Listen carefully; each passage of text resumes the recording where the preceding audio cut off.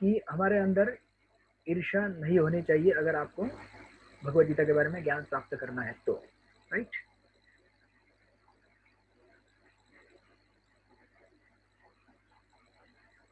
थोड़े आधे मिनट का समय दे रहा हूं मैं, ताकि बाकी लोग जो जुड़ नहीं पाए जुड़ जाएंगे।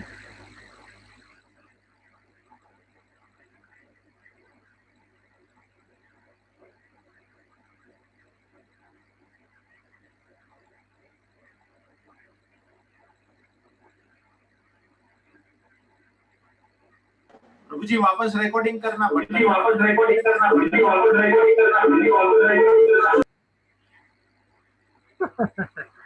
यस प्रभु, रिकॉर्डिंग हो रहा है। चिंता मत कीजिए, रिकॉर्डिंग हो रहा है।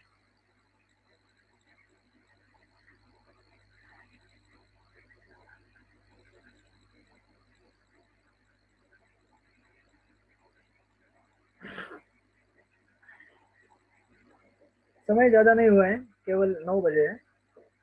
आप लोग की क्लास 10 बजे तक है, लेकिन मैं उतने लूंगा नहीं, चिंता मत कीजिएगा आप लोग।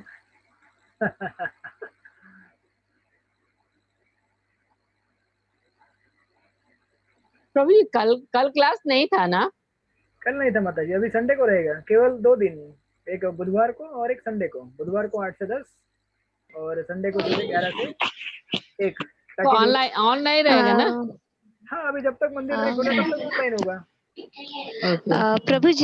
प्रभु जी एक रिक्वेस्ट है, आप ये संडे की जगह आप सैटरडे नाइट को ले सकते हैं, क्योंकि संडे को हम टेम्पल जाते हैं ना, इसलिए आपको पूछ रहे थे कि आपको यही टाइम सूटेबल है संडे को 11 to 1 क्या? मतलब मैं मेरे हिसाब से कंफर्टेबल नहीं बात कर रही, और भक्तों को भी आप पूछ लीजिए, उनके हिसाब से मैं बात कर रही हूँ। ऐसा है। मैं विचार करता हूँ इसके ऊपर, विचार करके। आप लोग मंदिर हाँ, जाते हैं, घर पे कितने बजे तक आते हैं? हाँ यही तो है ना प्रभु जी, एक बार जाते हैं तो थोड़ा 1-2 घंटा वहाँ पे मतलब अभी रहते हैं, वो सुबह चले जाते हैं भागवतम के लिए कभी कभार, तो ऐसा मतलब नहीं तो फिर क्या होगा, एकदम पूरा बाइकआउट हो जाएगा इस हिसाब से। तो आप अदर भक्तों को पूछ लीजिए, उनके हिसाब से आप रखिए, ऐसा मेरा एक सजेशन है, आप देख लीजिए इसके लिए। वो बाद में बात करते हैं, क्लास चालू रहने दो, फिर क्लास में होगा अभी। यस या ठीक है प्रभु जी, बाद में। ओके, हरि बोल। या आप लोग जब घर पे मंदिर जाएंगे तो भी घर में 2 बजे तक तो आ जाएंगे? 2 बजे आप हम लोग बाद में डिस्कस कर लेते हैं, आप तभी डिसीजन ले लीजिए प्रभु जी। ओके, अच्छा ठीक है। Okay Prabhu, thank you, Hari बोल। ओके ठीक है रवि प्रभु, इस पॉइंट को नोट कर लेना, क्लास के एंड में मुझे याद दिलाना, मुझे याद नहीं रहेगा, मैं डिस्कशन करते करते फ्लो में भूल जाऊँ, ठीक है। ओके, तो यहाँ पे इसलिए क्या कहा गया है, अनुसूयवे, इसलिए ईर्ष्या नहीं होनी चाहिए, राइट। एकदम बिगिनिंग में प्रभुपाद अब सुंदर कोटेशन दे रहे हैं यहाँ पे तात्पर्य में, जो जो भक्त भगवान के विषय में अधिक अधिक सुनता है क्यों तो वह आत्म प्रकाशित हो जाता है। यह श्रवण विधि श्रीमद् भागवत में इस प्रकार अनुमोदित है। भगवान के संदेश शक्तियों से पूरित होते हैं। ये ध्वनि साधारण ध्वनि नहीं है, ये ध्वनि क्या है, दिव्य ध्वनि है। इसलिए इससे ए न कहने प्रकार कैसे भी हम जुड़ जाएंगे तो हमको दिव्य स्तर पे लेके जाती है। और प्रभुपाद लिखते हैं आगे कि जब भक्तजन भगवान संबंधी कथाओं की परस्पर चर्चा करते हैं, मच्चित्ता मद्गता प्राणम बोधयंत परस्परम कथयंतश्च माम नित्यम तुष्यन्ति च रमन्ति च, करके आगे श्लोक आएगा ही। कहते हैं कि इस प्रकार जब चर्चा करते हैं तो इसकी अनुभूति हमें होती है। इसलिए देखिए डिफरेंस है, जब हम अकेले में कभी गीता पढ़ते हैं तो आपको अकेले में पढ़ने में भी पावर पोटेंसी है। प्रभुपाद की गीता परंपरा में आती है तो भक्तों के संग के साथ आती है। उसके ऊपर सोने पे सुहागा अगर हम सब एक साथ आ जाए और गीता के ऊपर चर्चा करें तो और उसमें से आपको बेनिफिट मिल सकता है।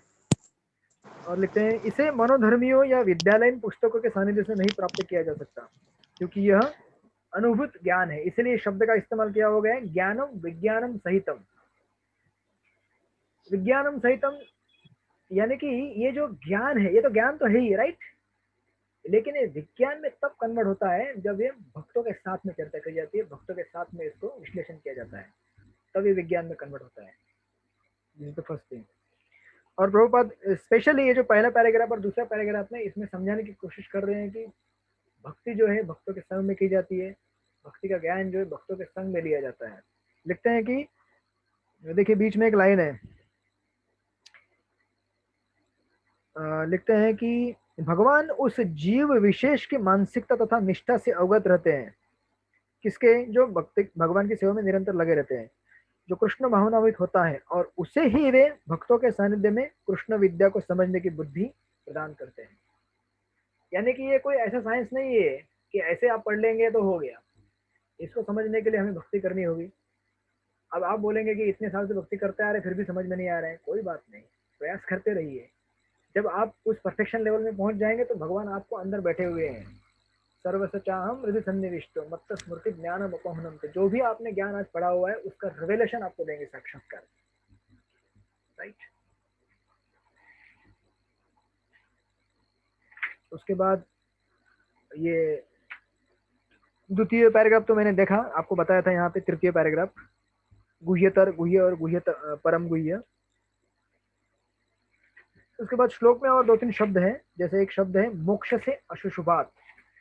मोक्ष से अशुशुभात मतलब आप क्या करेंगे, इस कष्टमय संसार से मुक्ति प्राप्त कर लेंगे। जो अशुभ चीजें हैं, बेसिकली इस दुनिया में जो चीजें हैं वो क्या है, बहुत सारी अशुभ है, राइट। और इनके संपर्क में आके जीव क्या हो जाता है, अशुभ बन जाता है। और उसके साथ साथ फिर उसे इन चीजों से जुड़े हुए जो रजोगुण और तमोगुण है उसको ग्रहण करके इस जगत में मतलब बंधे रहना पड़ता है। तो इसलिए ये जो ज्ञान है क्या है, मोक्षदायी ज्ञान है। जिस चीज से आपका अशुभ होता है उसको निकाल के आपको एक शुभ पाथ पे लेके जाता है, राइट। और अंतिम में प्रभुपाद यहाँ पे अनुसूया के बारे में तो लिख ही रहे हैं, उसके ऊपर एक कोटेशन देखिए, लिखा है 7वें अध्याय में भगवान की ऐश्वर्यमय शक्ति, उनकी विभिन्न शक्तियों परा तथा अपरा तथा इस भौतिक जगत का वर्णन किया जा चुका है। अब 9वें अध्याय में भगवान की महिमा का वर्णन किया जाएगा विस्तार में।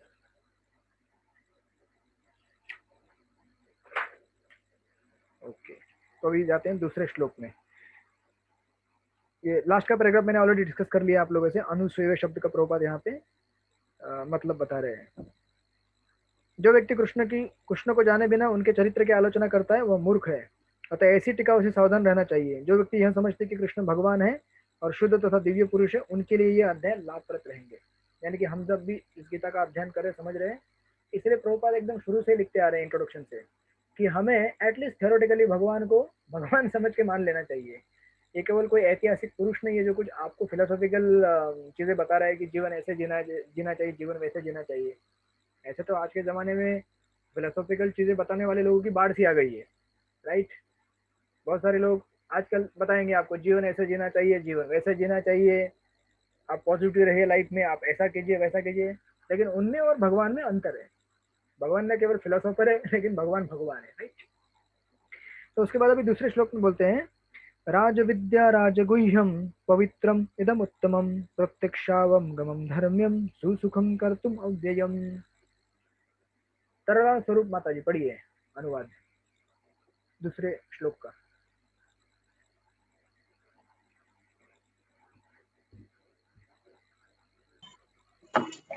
ये ज्ञान सब विद्याओं का राजा है, जो समस्त रहस्यों में सर्वाधिक गोपनीय है। ये परम शुद्ध है और चूंकि ये आत्मा की प्रत्यक्ष अनुभूति कराने वाला है, अतः ये धर्म का सिद्धांत है। ये अविनाशी है और अत्यंत सुखपूर्वक संपन्न किया जाता है। करेक्ट। तो ये बहुत ही महत्वपूर्ण श्लोक है। इसमें 5-6 टर्म दिए गए वन बाय वन। प्रभुपाद भी उसको एक एक करके विस्तार में लेते हैं। सबसे पहले राज विद्या, ये क्या है? अभी इसके 2 प्रकार के अर्थ हो सकते हैं राज विद्या के। एक तो ये राजाओं के लिए विद्या, तो हम चतुर्थ अध्याय में देख ही चुके हैं, राइट। तो भगवान ने अर्जुन को इस गीता की परंपरा बताने का मतलब शुरुआत किया। तो भगवान ने बताया कि सबसे पहले मैंने इस ज्ञान को किसको बताया था? किसको बताया था ये ज्ञान? सूर्यदेव सूर्यदेव को बताया था। सूर्यदेव कौन है? प्रशासक है, राजा है। तो उस तरह से हमने वहां पे विस्तार में चर्चा की थी कि ये ज्ञान स्पेशली किसके लिए बना हुआ है? राज ऋषियों के लिए बना हुआ है, राजाओं के लिए बना है। तो अभी राजाओं के लिए क्यों बना हुआ है? क्योंकि राजा लोगों को एडमिनिस्ट्रेशन करना है, राइट, व्यवस्थापन करना है। इसलिए देखिए, व्यवस्थापन में जो लोग रहते हैं उन लोगों को अगर गीता का ज्ञान नहीं रहेगा तो व्यवस्थापन डिजास्टर हो जाता है management becomes disaster if they are not following Bhagavad Gita. या आप लोग मतलब आपके निजी जीवन से भी देख सकते हैं, हम सब लोग मैनेज करते हैं, राइट, वी ऑल मैनेज। अभी हम लोग अगर बड़ी संस्था, अभी आप कंपनी में काम करते हैं, कंपनी में छोटे छोटे डिपार्टमेंट मैनेज करते हैं, घर में घर को मैनेज करते हैं, टेम्पल में अगर कोई डिपार्टमेंट टेम्पल को मैनेज करते हैं, एवरीवेयर देयर इज मैनेजमेंट। लेकिन management without principles of Bhagavad Gita और principles of religion is like मतलब कैसे है वो ऐसे है जैसे कि अगर नदी पार करनी है आपको राइट लेकिन आपने ऐसे आदमी को बोट में बिठाया है जो ट्रेंड आदमी नहीं है नाव चलाने में, तो कोई किसी को भी उठा लिया आपने, मतलब सड़क में चलने वाला कोई भी आदमी है उसको उठा ले, चल दे बैठ थोड़ी नाव घुमा मेरी, तो आदमी क्या करेगा, हो सकता है थोड़ी नाव चला ले आपकी, कुछ आया लगा के आइडिया, लेकिन जब क्राइसिस आएगा, जब तूफान आएगा, राइट, तो नाव को कैसे एक्सपर्टली घुमाना है समझ नहीं पाएगा वो। It is something like that. इसलिए ये स्पेशली किसके लिए बना हुआ है, राज ऋषियों के लिए बना हुआ है। इसका मतलब ये नहीं कि ये मोनोपोली है केवल राज ऋषियों की, राजाओं की। इसका अर्थ ये है कि ये स्ट्रेटेजी है, क्योंकि आम आदमी को मैनेज करने के लिए किसकी सहायता लगेगी हमें, केवल इंसान इस जगत में जब है तो उसको कितना ज्ञान दे सकता है और कितना जान सकता है आदमी के बारे में। लेकिन जब भगवान अपने आप से खुद ज्ञान देते हैं और बताते हैं कि जीव कौन है, उसको कैसे मतलब डील करना चाहिए उसके साथ, उसके कितने कितने लेयर हैं। अब हम जब यहाँ पे स्टडी करते तो हमको मालूम पड़ता है कि वो आत्मा है, उसके पास मन है, बुद्धि है, अहंकार है, तो अलग अलग विस्तार में, और फिर एक एक एलिमेंट के साथ डील करने का एक तरीका होता है। आप मन के साथ डील करने के लिए एक साइंस है, इंटेलिजेंस के साथ डील करने के लिए एक साइंस है, ईगो के साथ डील करने के लिए एक साइंस है, राइट, भक्त के साथ डील करने के लिए विज्ञान है, अभक्त के साथ डील करने के लिए विज्ञान है, बच्चों के साथ डील करने का एक विज्ञान है, माताओं के साथ डील करने का एक विज्ञान है, प्रभु जी लोग के साथ डील कर, तो इस तरह से विस्तार में। तो इसलिए स्पेशली किस लिए बना हुआ है, राज ऋषियों के लिए बना हुआ है, right, this is first understanding. और दूसरा ये आप मीनिंग ले सकते हैं राज विद्या का, कि ये सारे विद्याओं का क्या है, राजा है, या सारी विद्याओं में क्या है, ये राजा है। विद्या तो कई प्रकार की है, आपने ईशोपनिषद में देखा होगा, विद्या अविद्या का कंपैरिजन आपने लिया होगा वहां पे, राइट, और सो कॉल्ड विद्या के बारे में भी देखा होगा आपने, मतलब जस्ट नाम सेक के लिए जो कोई विद्या है। तो आज के जगत में जितने भी देखिए, सबसे बड़ा, अब समझ आप लोग अगर एक एग्जांपल लीजिए कि सबसे बड़ा नॉलेज क्या है, हो सकता है कि आपके पास एक नॉलेज रहेगा न्यूक्लियर बॉम्ब कैसे बनाने का। इस सदी का सबसे बड़ा आविष्कार बताया जाता है, राइट, जो आइंस्टाइन ने जो इक्वेशन बनाया है E = mc², आइंस्टाइन इस सदी के सबसे बड़े व्यक्ति माने जाते हैं, और उनका जो इक्वेशन था, उन्होंने जो इन्वेंशन किया, वो सदी का सबसे बड़ा इन्वेंशन माना जाता है, nuclear bomb, atomic bomb, right. लेकिन देखिए न्यूक्लियर बॉम्ब या एटॉमिक बॉम्ब, ये मतलब दुनिया में सब कुछ तहस कर सकता है, सब कुछ खत्म कर सकता है, लेकिन क्या आदमी के अंदर जो अनर्थ है उसको खत्म कर सकता है क्या? नहीं ना। है सबसे बड़ा ज्ञान, मतलब बनाया आपने इतना दिमाग लगा के, और इतनी बड़ी चीजें है, दुनिया में बहुत सारी चीजों को नष्ट भी कर सकता है, लेकिन हमारे अंदर जो अंधकार है, अज्ञान है, और जो अनर्थ है, उसको नष्ट नहीं कर सकता। इसके लिए ज्ञान ऐसा होना चाहिए जो आदमी को, देखिए ये केवल जीते जी नहीं, समझो आज अगर आदमी मर भी गया और नया शरीर भी लिया उसने अगले जन्म में, तो भी हमारे मन के ऊपर, जो मन के दर्पण के ऊपर लगे हुए जो क्या बोलते हैं उसको, इम्प्रेशंस है, जो चेतना के ऊपर लगे हुए धब्बे हैं, वो तो ऐसे नहीं मिट जाते ना, उसको मिटाने के लिए स्पेशल ज्ञान की जरूरत पड़ती है।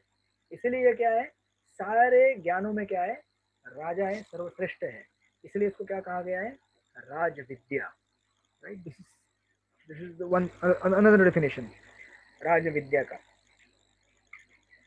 और राजगुह्यम क्यों है, इसका तो मैंने आपको पहले ही बताया, राजगुह्यम क्यों है, पहले श्लोक के हमने गुह्यतर गुह्यतम में हमने डिस्कस किया था।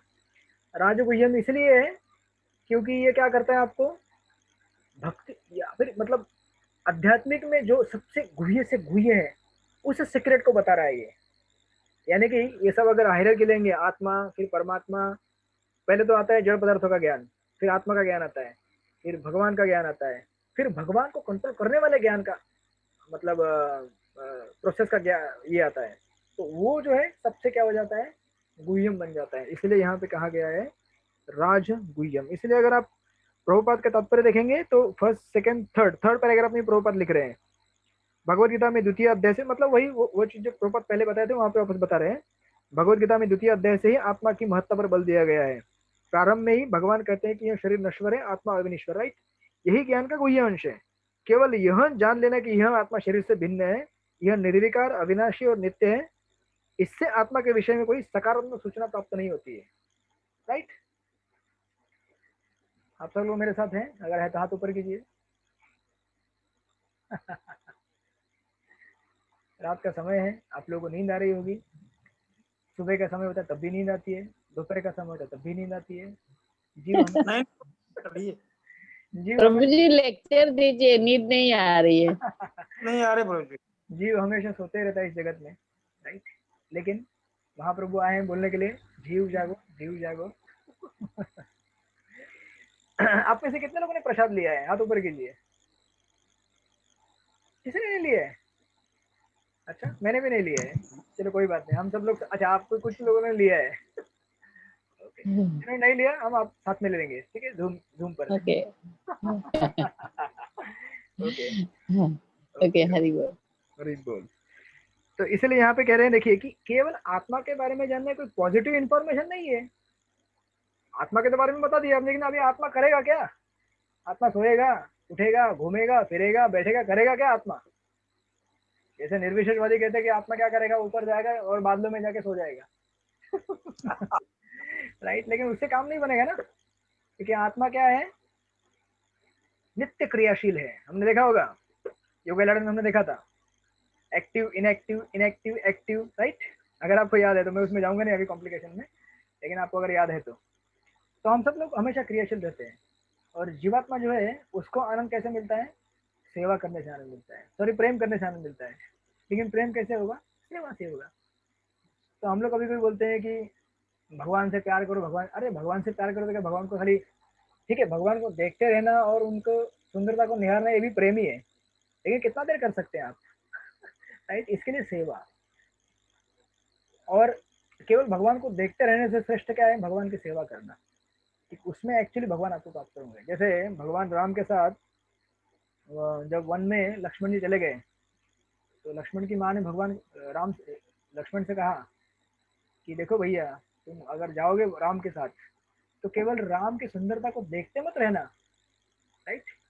इतने सुंदर है तो आप, हो सकता है कि वन में जाएंगे तो भगवान को देखते रहेंगे। आप उनकी सेवा करना, उनकी सेवा करने के लिए आपको भेज रहे हैं, उनको केवल दर्शन देने के नहीं, राइट। दर्शन लेना तो है ही है डेफिनेटली, लेकिन दर्शन लेने के साथ साथ सेवा भी। तो इसलिए यहाँ पे जो भगवान प्रभुपाद कह रहे हैं कि केवल आत्मा के ज्ञान से कुछ पॉजिटिविटी नहीं आती है। आत्मा के ज्ञान से पॉजिटिविटी आ रही, लेकिन उससे आगे क्या है? आत्मा एक्चुअली करेगा क्या, आत्मा का अस्तित्व है क्या, ये जानना ज्यादा जरूरी है। इसलिए वो ज्ञान क्या है? भक्ति का ज्ञान है। इसलिए वो क्या बन जाता है? गुह्यतम बन जाता है। इसके बाद नेक्स्ट पैराग्राफ में जब 328 पेज में जाएंगे आप, तो भगवान आगे जाके बता रहे हैं पवित्रम इदम उत्तमम, इसके बारे में बता रहे हैं। पवित्रम इदम उत्तमम, तो ये पवित्रम कैसे है और उत्तम कैसे है, इसका विश्लेषण प्रभुपाद तात्पर्य में देते हैं। इसके लिए आप अगर भक्ति रसामृत सिंधु में जाएंगे तो एक सुंदर कोटेशन आता है, वो इस पैराग्राफ में दिया गया है, परपट में दिया गया है। देखिए नीचे बीच में दिखेगा आपको, अप्रारब्धम फलम पापम कूटम बीजम फलम मुखम क्रमेण एवं प्रलीयेत विष्णु भक्ति रतात्मना। ठीक है, कहते हैं कि जो लोग भगवत भक्ति में रहते हैं उनके सारे पाप कर्म चाहे फलीभूत हो चुके हो, सामान्य हो या बीज रूप में हो, क्रमशः नष्ट हो जाते हैं। अतः भक्ति की शुद्ध कारिणी शक्ति अत्यंत प्रबल है और पवित्रम उत्तमम अर्थात विशुद्धतम कहलाती है। कहने का अर्थ ये है कि देखिए इस श्लोक से बताने का, ये श्लोक से प्रभुपाद ये बताना चाहते हैं। एक्चुअली मेरे पास डायग्राम था, लेकिन मुझे पता नहीं यहाँ पे डायग्राम कैसे प्रेजेंट करते हैं, मैंने ज्यादा स्टडी नहीं किया, तो मैं आपको बता देता हूँ, आपको समझ में आएगा। देखिए सबसे पहले जब कोई भी गलत काम चालू होता है या पाप चालू होता है, तो कहाँ से चालू होता है? अज्ञान से, राइट।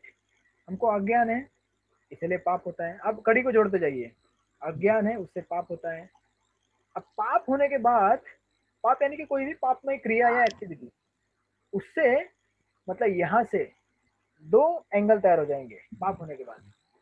एक होता है पाप से हमें कष्ट पहुंचते हैं, राइट। कष्ट कब पहुंचेंगे? हो सकता है अभी कष्ट पहुंचेंगे, या फिर वो जो पाप है कुछ समय बाद हमको जाके कष्ट देगा। जैसे हम अगर समझो किसी ने शराब पी लिया, तो शराब पीने से अभी हमको कष्ट होगा नहीं होगा, आज कल सुबह होगा ना राइट। कल सुबह मतलब जब आपको होश आएगा तो मालूम पड़ेगा कि अरे बाप रे कल रात भर क्या क्या तमाशा हो गया घर पे, राइट। तब जाके आपको होश आएगा। अब ये तो हो गया फिजिकल जो परेशानी हमको हुई इस जीवन में, लेकिन साथ ही साथ आपके मन के ऊपर भी एक छाप छोड़ जाता है वो। जो कोई भी पाप होता है तो उसका फिजिकल तो आपको रिएक्शन मिलेगा ही मिलेगा तुरंत, या कल मिलेगा परसों मिलेगा, साथ में माइंड के ऊपर एक इंप्रेशन डालता है वो। फिर ये इंप्रेशन क्या होता है, आपको नेक्स्ट टाइम और पाप करने के लिए बीज बन जाता है। इसलिए देखिए श्लोक में क्या गया है, बीजम फलम मुखम करके लिखा है बीजम। तो मैं आपको कड़ी बता रहा हूँ। सबसे पहले अज्ञान है, फिर पाप होता है। पाप से दो चीजें निकलती है, एक तो आपको तकलीफ होगी इस जगह अभी इस लाइफ में, दूसरा मेंटल इंप्रेशन तैयार हो जाते हैं, उसकी वजह से नया बीज आ जाता है, उस बीज से वापस पाप होता है, फिर ये साइकिल चलते रहता है। अब समझ में आ गया किस तरह से हम लोग इस दुनिया में फंसे हुए हैं। पहले तो अज्ञान है, ज्ञान तो कभी लिया नहीं, फिर पाप कर देते हैं, उस पाप से एक नया बीज तैयार होता है हमारे माइंड के अंदर। देखिए आज अगर आपने कुछ चॉकलेट खा लिया, समझ लो फॉर एग्जांपल, हम लोग खाते नहीं है से फॉर एग्जांपल आपने खा लिया, तो उसका स्वाद जो है ना आपके जिह्वा पे और आपके स्मृति में बना रहता है, और वो स्वाद नेक्स्ट टाइम जब आप चॉकलेट देखते हैं तो आपको खाने की इच्छा होती है। फिर चॉकलेट खा लिया, फिर तकलीफ हो गई, फिर माइंड में इंप्रेशन तैयार हो गए, फिर चॉकलेट खाने के लिए आ गए, ये साइकिल चलते रहता है। तो इस साइकिल को तोड़ने का तरीका क्या है बताइए आप, कैसे तोड़ सकते हैं साइकिल को, कैसे तोड़ेंगे?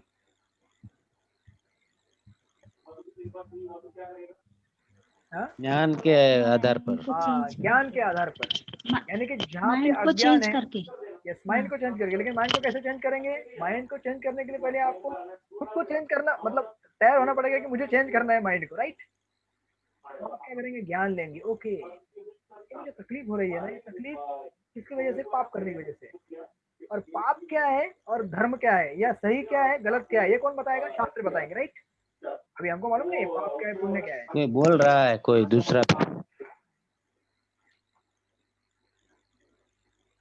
दूसरा बोल रहा है, तो ठीक है मैंने म्यूट कर दिया, अभी आवाज नहीं आएगी। तो पाप क्या है और पुण्य क्या है, ये कौन बताएगा? शास्त्र बताएंगे। और जब आप शास्त्र पढ़ेंगे तो शास्त्र में से आपको ज्ञान आता है। इसीलिए, और शास्त्र में क्या बताया गया है, कौन सा ज्ञान दिया गया है कि भक्ति कैसे करनी चाहिए, भक्ति करने से तुमको क्या लाभ होगा। इसलिए यहाँ पे क्या कह रहे हैं, पवित्रम इदम उत्तमम। ये इतना पवित्र है और इतना उत्तम है कि आपको क्या करेगा, ये जो साइकिल है ना, देखिए सारे संसार में लोग इसी साइकिल से परेशान है, राइट। नहीं, हम सब लोग इसी साइकिल से परेशान है ना। अब आप बोलेंगे ठीक है ज्ञान लेने के बाद भी हमको क्या हो रही परेशानी, तो फिर उसके लिए दूसरा क्या है सोल्यूशन, उस ज्ञान को कैसे एग्जीक्यूट किया जाए, कैसे लाइफ में उतारा जाए, उसके लिए भक्तों का संग है। लेकिन प्रिलिमिनरी क्या है, प्राथमिक क्या है, ज्ञान लेना, राइट। तो उससे हमारा ही टूटेगा। इसलिए यहाँ पे ये टर्म दिए गए हैं, प्रारब्ध मतलब जो ऑलरेडी हमको आ चुका है, अप्रारब्ध मतलब जो आने वाला है, कूटम मतलब छोटा बीज के रूप में, बीज मतलब बीज, फलम मुखम मतलब जो फ्रुक्टिफाई हो चुका है, क्रमेण प्रलय होती है, ये सारे के सारे चीजें डिस्ट्रॉय होती है। मतलब अभी के लाइफ में जो हमारा जो तकलीफ हो रही है वो खत्म हो जाएगा, जो हमारा बीज बना हुआ है वो नष्ट हो जाएगा। मतलब मेंटल इंप्रेशन जो, यानी कि देखिए भक्ति करने से क्या होता है, हमारे मन के ऊपर जो लगे हुए संस्कार हैं गलत, वो दूर हो जाते हैं। साथ ही में इस जीवन में जो हमें तकलीफ होने वाली थी वो तकलीफ भी दूर हो जाती है। इसे कहते हैं पवित्रम इदम उत्तमम, राइट। उसके बाद आगे के तात्पर्य में प्रभुपाद बोलेंगे, ये बड़ा तात्पर्य इसलिए एक एक करके ले रहा हूँ। प्रत्यक्षावगमम, प्रत्यक्षावगमम यानी कि इसका प्रत्यक्ष अनुभव किया जा सकता है। कैसे प्रत्यक्ष अनुभव किया जा सकता है? आप जब, इसलिए प्रभुपाद देखिए क्या लिखते हैं यहाँ पे, कहा जाता है कि भक्ति की संपन्नता इतनी पूर्ण होती है कि उसके फलों का प्रत्यक्ष अनुभव किया जा सकता है। हमने अनुभव किया है कि जो व्यक्ति कृष्ण के पवित्र नाम हरे कृष्णा कृष्ण कृष्ण हरे हरे, हरे राम राम राम हरे हरे, इसका आप दिन भर जप करते हैं, राइट। आपको अनुभूति होती है ना कुछ नहीं होती है क्या? कैसे जप करते हैं? आपको कुछ ना कोई अच्छा लगता है इसलिए तो सालों साल जप करते आ रहे हैं। आपको नहीं लगता तो फिर सालों साल जब क्यों करते, राइट। इसीलिए ये प्रूफ है कि तुरंत आप क्या हो जाता है, इससे अनुभूति प्राप्त होती है। प्रत्यक्ष मतलब प्रैक्टिकली आप इसको टेस्ट करके देख सकते हैं, इसको इसलिए बोलते हैं प्रत्यक्षावगमन धर्मम, राइट। अब कभी कभी आपका ये प्रश्न भी रहता होगा कि भैया ये तो सही है, लेकिन मुझे दिन भर क्यों नहीं एक्सटेसी आती है। अभी गीता पढ़ रहा हूँ, अच्छा लग रहा है, राइट, भक्तों के संग में हो, लेकिन जैसे क्लास खत्म हो गई, सब कुछ निकल गया, फिर वापस वही रोना धोना चालू, यहाँ पे ये प्रॉब्लम है, वहाँ पे वो प्रॉब्लम है, ये हो रहा है, वहाँ पे वो हो रहा है। हाँ? कोई ग्रुप में कुछ पोस्ट कर रहा है, इससे परेशानी हो रही है। कोई वो पोस्ट कर रहा है, कोई कुछ बोल रहा है, कोई बोल रहा है कि ऐसा होना चाहिए, कोई, ये सब परेशानी क्यों आती है? क्योंकि हम लोग भगवान से डिस्कनेक्ट हो जाते हैं। इसीलिए देखिए, जैसे मैं आपको उदाहरण देता हूँ, समझो अगर आपने ऐसा कोई जैकेट पहना हुआ है जो आपको हवा में उड़ाए रखता है, जब तक जैकेट पहना है तब तक आप हवा में उड़ते रहेंगे, राइट। जैसे जैकेट निकाल के फेंक दिए, आप भी क्या हो जाएंगे? जैकेट के साथ नीचे उतर जाएंगे। वैसे ही भक्ति है, जब तक भक्ति करेंगे तब तक सुख मिलता रहेगा, जब भक्ति छोड़ दी दुख आना चालू हो जाएगा। माइंड के ऊपर जो इंप्रेशन है वो आपको परेशान करना चालू करेंगे। इसीलिए हमको क्या करना चाहिए? निरंतर भक्ति करते रहनी चाहिए, 24 घंटा, सोते हुए भक्ति, उठते हुए भक्ति, जागते हुए। इसीलिए देखिए, अगर आपको याद रहेगा, मैंने इंट्रोडक्शन प्रभुपाद के भगवद गीता के इंट्रोडक्शन शुरू में मैंने आपको एक क्वेश्चन दिया था, आप लोगों ने पढ़ाई किया होगा कि भक्ति प्लस कर्म कैसे संभव है, कैसे संभव है? आप लोगों ने आंसर लिखा होगा तो मार्क्स मिलेगा। प्रगाढ़ प्रेम, कृष्ण के प्रति प्रगाढ़ प्रगाढ़ प्रेम, प्रेम। जब आपको भगवान से Yes. प्रेम होगा ना, तो Yes. हर कार्य आपको भक्ति में लगेगा। ऑफिस में जाएंगे तो भी लगेगा भगवान के लिए कर रहा हूँ, ऑफिस में से से 100 घर आएंगे तो भी आपको भगवान के बारे में याद आएगा। तो इसलिए ये प्रेम विकसित करना होता है। और ये प्रेम कैसे विकसित होता है? निरंतर साधना करके, हरे कृष्ण कृष्ण कृष्ण हरे हरे, हरे राम राम राम हरे हरे। और भगवान की इन ग्रंथों को पढ़ के, भक्तों की सेवा करके ये प्रेम विकसित होता है। और जब विकसित होगा तो क्या हो जाएगा? ये इमीडिएट आपको कंटिन्यूअसली, वो कहते हैं ना, वो मतलब पैराशूट में रखेगा, या जो जैकेट हमने पहना है भक्ति का, वो हमेशा आप एक्सटेसी में रहेंगे। इसलिए देखिए, भगवान के जो शुद्ध भक्त रहते हैं उनको इस जगत में कोई परेशानी नहीं दिखती, उनको केवल एक ही परेशानी दिखती है। इसलिए देखिए, भक्ति सिद्धांत ठाकुर जी कहते थे कि जगत में केवल एक ही परेशानी है। क्या परेशानी है? कृष्ण भावना का अभाव, और कोई भी परेशानी नहीं है। हमारे लाइफ में भी यही एक परेशानी है। सारे हमारे जितने भी प्रॉब्लम है वो सारे एक ही प्रॉब्लम की वजह से है। क्या? कृष्ण भावना का अभाव। अगर हम कृष्ण भावना में रहेंगे तो कोई प्रॉब्लम रहेगी नहीं। वो प्रॉब्लम हमारे लिए क्या बन जाएगी? एक अपॉर्चुनिटी बन जाएगी भगवान से कनेक्ट करने के लिए, राइट। कोई चीज हमें बताएगी। इसलिए हमें क्या करना चाहिए? निरंतर भगवान से जुड़े रहने का प्रयास करना चाहिए, राइट। इसलिए सनातन गोस्वामी पाद भी कहते हैं कि भक्ति is the experience is the highest proof. जो अनुभव रहता है ना, एक्सपीरियंस, वो सबसे बड़ा प्रमाण है। आप सब लोगों के जीवन में सबको अनुभव है कि नहीं भक्ति करने का? तो वही प्रमाण। अभी आप, ठीक है, आप बताइए, कौन बताएगा यहाँ पे? राकेश इटालिया प्रभु जी, बताइए आप। राकेश इटालिया प्रभु जी, आप भक्ति क्यों करते? बताइए आप मुझे, क्यों भक्ति कर रहे हैं आप? क्यों अच्छा लगता है आपको भक्ति करने? मन शांत रहता है, इधर उधर नहीं भागता। इधर उधर नहीं भागता। ओके, कुलदीप प्रभु, आपका क्या अनुभव, आप बताइए।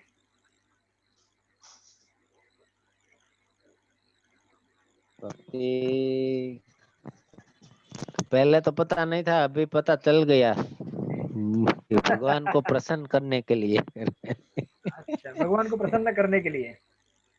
ओके, रवि प्रभु, आप क्यों भक्ति करते हैं? आप एडमिन है इसलिए।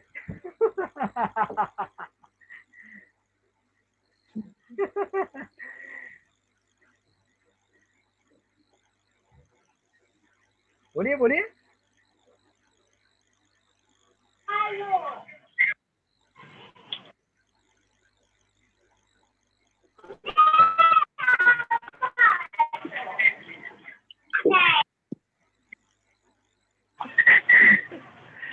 अरे डर क्यों रहे? बोलिए ना। अच्छा, अच्छा प्रॉब्लम आ रहा है sound? एक मिनट प्रभु अच्छा अच्छा अच्छा। ठीक है कोई बात नहीं, कोई बात नहीं। आवाज आ रही है अभी? हाँ अभी आ रही है, बोलिए। हाँ हाँ, आप भक्ति करते हैं भगवान की प्रसन्नता के लिए। कॉपी पेस्ट आंसर इधर से कॉपी करके ले लिया। ठीक है। अरे प्रभु, हाँ उससे यार, भी प्रसन्न उनके पिताजी बहुत होते हैं, रवि प्रभु के। अच्छा हाँ, रवि प्रभु जब भजन करते हैं ना तो उनके पिताजी बहुत खुश होते हैं। उनके पिताजी बहुत खुश होते हैं।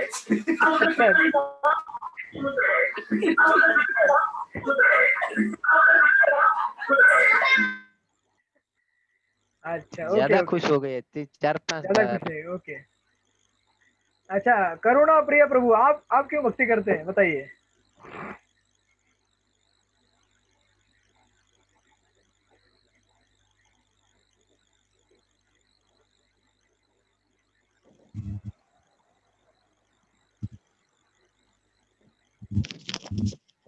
ठीक है, आपने इतना, आपका आवाज नहीं आ रही है, आपका इतना लगता है आकाशवाणी से बोल रहे हैं आप। ठीक है कोई बात नहीं, चले आपकी भावना पहुंच गई मेरी तक। और मेरे कहने का अर्थ यह था कि हम जब अपने जीवन में खुद अनुभव लेते हैं भक्ति करने का, तो उससे हमारा जो क्या बोलते हैं उसको, कंफर्मेशन है कि ये प्रक्रिया काम करती है, बढ़ जाता है, राइट। इसीलिए सनातन गोस्वामी कह रहे हैं कि खुद का एक्सपीरियंस सबसे बड़ा एक्सपीरियंस है भक्ति में। हालांकि ये खुद का एक्सपीरियंस ऐसे कोई शास्त्र से अलग नहीं होना चाहिए, शास्त्र के साथ मिलता जुलता होना चाहिए। नहीं तो कोई भी कहेगा, कोई व्यक्ति कहेगा पता है मेरे एक गुरुजी है बाबा जी, उन्होंने मुझे विश्वरूप दिखा दिया। तो ऐसा नहीं होना चाहिए, शास्त्र से सम्मत होना चाहिए आपका जो अनुभव है वो। तो हम सबका अनुभव अगर शास्त्र सम्मत रहेगा तो ही उसको असली अनुभव माना जाएगा, लेकिन अनुभव हम सबको लेना पड़ेगा। जैसे भगवान यहाँ पे कहते आ रहे हैं और शुरू से प्रभुपाद भी कहते आ रहे हैं कि भक्ति करने से क्या होता है, हमको सुखम, ये अभी आगे दिया है, या फिर ये पवित्रम इदम उत्तम, ये सब चीजें हमको अनुभव में आ जाएगी, ज्ञान विज्ञान आएगा हमको। तो ये जब हमको प्रैक्टिकली खुद से एक्सपीरियंस होगा तो हमारा सबसे बड़ा क्या है, ये प्रमाण है। इसलिए जो 3 प्रमाण रहते हैं, प्रत्यक्ष प्रमाण, शब्द प्रमाण, अनुमान प्रमाण। तो प्रत्यक्ष प्रमाण से आप जो देख रहे हैं भक्ति के बारे में, वो शब्द प्रमाण के साथ मैच होना चाहिए, शास्त्र में दिया हुआ, तब जाके आपको क्या होगा, मतलब लॉन्ग टाइम तक आप उसको सस्टेन कर पाएंगे, ऐसा जो साक्षात्कार आपको मिलता है। इसलिए देखिए, ऐसा नहीं है कि मतलब मेरा कोई भी अनुभव वो अगर शास्त्र सम्मत नहीं है तो वो मतलब भक्ति है, ऐसा नहीं होता है।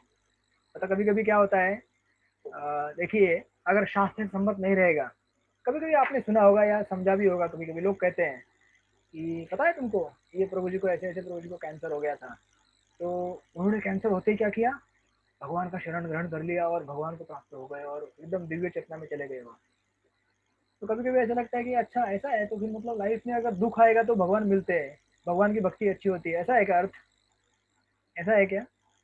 जब हमको जीवन में दुख मिलेगा तो ही भक्ति अच्छी होगी, ऐसा है क्या? नहीं ना, नहीं। ऐसा जरूरी है क्या? नहीं ना, दुख आएगा लेकिन उस दुख को क्या हम रिस्पॉन्स देंगे, उस रिस्पॉन्स के ऊपर हमारी भक्ति डिपेंड रहती है। उसको रिस्पॉन्स कैसे देना है, कोई भी सिचुएशन आपके लाइफ में आएगी, अच्छी आएगी, बुरी आएगी, मीडियम आएगी, इंटरमीडिएट आएगी, उसको हम कैसे रिस्पॉन्ड कर रहे हैं उसके ऊपर डिपेंड करता है कि हमारी भक्ति है या अभक्ति है वो। तो कभी कभी ऐसा भी हो सकता है कि आपको समझो किसी को कुछ कैंसर हो गया, कुछ बड़ी बीमारी आ गई, तो आप बोलेंगे अरे भगवान ने क्यों दिया मेरे को ये, भक्ति करते समय ऐसा होता है क्या, आज से मैं भक्ति छोड़ रहा हूँ। इसलिए कोई भी अनुभव जो है वो शास्त्र सम्मत होना चाहिए। अगर शास्त्र सम्मत नहीं होगा तो आपको क्या देगा, तकलीफ देगा। इसलिए कभी भगवान जैसा मांगिए मत कि भगवान मुझे दुख दे दो। कुंती महारानी तो कहती है कि आप मुझे दुख दे दो ताकि मैं आपको हमेशा याद कर पाऊंगी। लेकिन कुंती महारानी किस लिए दुख देने के लिए कह रही है, ताकि वो उनको स्मरण कर सके, राइट। और हम सब में वो झेलने की शक्ति है या नहीं हमको मालूम नहीं है, हम सब में शायद उतनी शक्ति ना हो। इसलिए जो हमारा एक्सपीरियंस है वो शास्त्र से सम्मत होना चाहिए। अदरवाइज आप कुछ भी भगवान से मांग लेंगे, देखिए भगवान तो रेसिप्रोकेट कर ही देंगे आपके साथ। आप अगर मांगेंगे भगवान, हो सकता है ये जो अभी आएंगे ना अध्याय 7 से 12, इसमें वापस 600 क्वेश्चन दे दो। तो मेरी भक्ति तीव्र होगी, अच्छा होगा। तो आपको मैं कोशिश करूंगा आप लोगों को वापस 600 क्वेश्चन देने की और बाद में देखेंगे कैसे होगा। तो चिंता मत कीजिए, मैं आप लोगों को इतना भी स्ट्रेच नहीं करूंगा और इतना भी ढीला नहीं छोड़ूंगा इस बार। देखिए आप लोगों ने 3 सुने होंगे, 3 स्तर रहते हैं। एक होता है कंफर्ट जोन, एक होता है स्ट्रेच जोन और एक होता है पैनिक जोन। कंफर्ट जोन मतलब समझो आपका वजन अगर 10 किलो उठाने का कैपेसिटी है, आप 5 किलो उठा रहे हैं, उसको बोलते हैं कंफर्ट जोन, राइट। और अगर आपका कैपेसिटी है अभी 10 किलो है तो आप 11 किलो उठा सकते हैं ना, 12 किलो 13 किलो, उसको बोलते हैं थोड़ा स्ट्रेच करना, स्ट्रेच जोन। और पैनिक जोन मतलब आपका कैपेसिटी 10 किलो उठाने का, लेकिन आप उठाएंगे 20 किलो, तो हमको इतना भी नहीं लेके जाना है, लेकिन इतना भी ढीले नहीं छोड़ना है आपको, लेकिन स्टेज तक में लेके जाऊंगा, राइट। तो ये यहाँ पे एक चीज बताई गई है, प्रत्यक्षावगमन। और प्रभुपाद यहाँ पे सुंदर उदाहरण दे रहे हैं इस परपोर्ट में।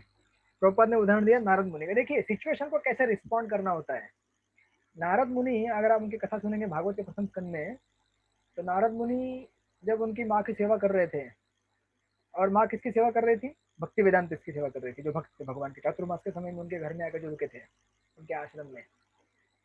तो ऐसे भक्तों की भगवान, देखिए माँ भक्तों की सेवा कर रही है और नारद मुनि माँ की सेवा कर रहे हैं, तो अल्टीमेटली किसके हो गए? बीइंग सर्वेंट ऑफ सर्वेंट, दासानो दासानो दासानो दास। तो सबसे ज्यादा कृपा किसको मिलती है? किसको मिलती है? जो डायरेक्टली भगवान को सर्व करते हैं उनको मिलती है, या उनके दासों के दासों को मिलती है? दासानो दास को मिलती है ना। 10 के 10। तो नारद मुनि को सबसे ज्यादा कृपा प्राप्त हो गई। और जब ये भक्ति वेदांती चले गए, उसके बाद अचानक एक दिन क्या हुआ, उनकी माँ रात को जब गाय धोने गई थी, उनकी माँ को सांप डस गया और माँ चल गई। तो नारद मुनि ने ये नहीं कहा कैसे भगवान है, इनकी भक्ति कर रहा हूँ और मेरी माँ को ही ले लिया। इसको कहते हैं रिस्पॉन्स। और ये रिस्पॉन्स देना हम कब सीखेंगे? जब भगवान की भक्ति करेंगे। तो नारद मुनि के अंदर भगवान की भक्ति भर गई थी, उन जो ऋषि मुनियों से और अपनी माँ की सेवा करके उनको भक्ति मिल गया था। तो इसलिए उन्होंने रिस्पॉन्स क्या दिया? ये तो भगवान की कृपा है कि भगवान ने मेरा जो आसक्ति था, अब आसक्ति था बोल के हम कभी कभी रिस्पॉन्सिबिलिटी दूर नहीं होने चाहिए। भगवान ने उनकी माँ के साथ जो करना था कर लिया, या फिर भगवान ने उनको जो गंतव्य स्थान देना था वो दे लिया। उनको उतना विश्वास है नारद मुनि को, ऐसा नहीं कि माँ चल बसे तो माँ का क्या हुआ। भगवान के ऊपर नारद मुनि का विश्वास है कि माँ को अच्छा स्थान मिला है। और नारद मुनि ने क्या कहा कि जो भी मेरा आसक्ति बन रहा था वो भगवान ने क्या कर दिया, रोक दिया। और अब मुझे क्या है? भगवान की खोज में निकलना है यहाँ से। तो उसको कहते हैं रिस्पॉन्स। तो वो यहाँ पे उदाहरण दिया गया, प्रत्यक्षावगमन धर्मम। प्रत्यक्ष आप अनुभव कर सकते हैं कि किस तरह से भक्ति आपके जीवन में कार्य कर रही है, काम कर रही है, राइट। और भी चीजें प्रभुपाद इस शास्त्र में लिखते हैं कि नारद मुनि किसी कॉलेज या यूनिवर्सिटी में नहीं गए थे, या कोई भक्ति शास्त्र का कोर्स अटेंड करने नहीं गए थे आपके और हमारे जैसे एकदम सोफिस्टिकेटेड आपने कोर्स तैयार किया है, एग्जाम तैयार किया है, इतने टाइम में बैठना, इतना एग्जाम लिखना, ऐसा कोई नहीं था, राइट। देखिए कितना आसान है भक्ति करना। आपको किसी यूनिवर्सिटी की जरूरत नहीं है, किसी फोरम की जरूरत नहीं है। अगर आप सच्चे दिल से भक्ति करने की इच्छा रखते हैं तो आपको कहीं भी प्राप्त हो सकते हो। नारद मुनि के उदाहरण से यहाँ पे दिख रहा है, राइट। ओके, तो अभी टाइम हुआ है 9:26 और 2 श्लोक मैं ले सकता हूँ एक 5-10 मिनट में। ये सेशन अभी एंड हो रहा है, इसको मैं एंड कर रहा हूँ, आप इसको वापस रीज्वाइन हो जाइए, ठीक। और फिर 10-15 मिनट में हम क्लास वाइंड अप कर देंगे।